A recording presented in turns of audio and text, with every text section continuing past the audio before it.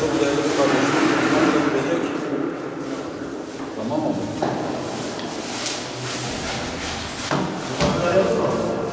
Sason Merkez Camimiz 2023 yılında 6 Şubat depreminde hasar görmesi sebebiyle biz yıkımını ve inşasını başlattık. 985 metrekare alan üzerine altında otoparkı, Kur'an kursları, 4-6 yaş ve ihtiyaç odaklı Kur'an kursları olmak üzere bayanlara ve erkeklere yönelik abdesthaneler, gençlik merkezi ve taziye evi ve kapasitesi 2500 kişilik olan camimizi biz inşasına başladık.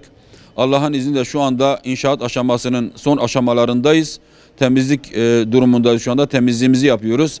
Sayın İl Müftümüz ve kıymetli ilçe müftümüzün de tansipleriyle inşallah Kasım ayının en son Aralık ayın başlarında camimizi açmayı düşünüyoruz inşallah. Camide şu an 2500-3000 kişinin namaz kılacağı bir alan mevcuttur.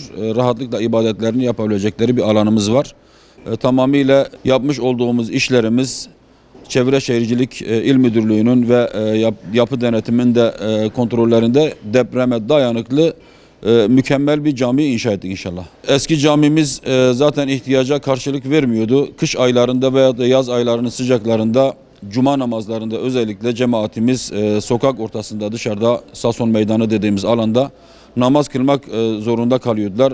Lavaboları ve müştemilatı da bayağı ilkeldi. Şimdi halkımız da bu konuda bu caminin yapılmasından gayet memnunlar, sevinçliler. Açılışını da heyecanla bekliyorlar diyelim inşallah.